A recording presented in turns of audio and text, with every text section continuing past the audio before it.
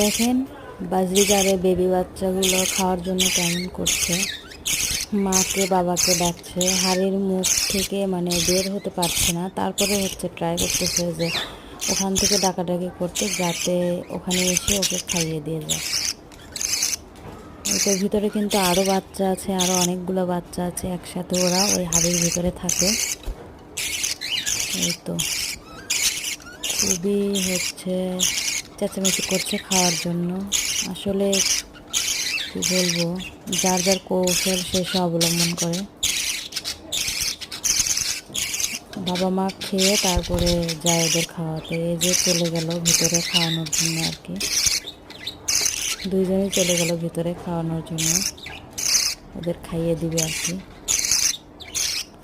ভিডিওটি কেমন লাগলো জানাবেন, লাইক কমেন্ট এবং শেয়ার করে পাশে থাকবেন। ধন্যবাদ।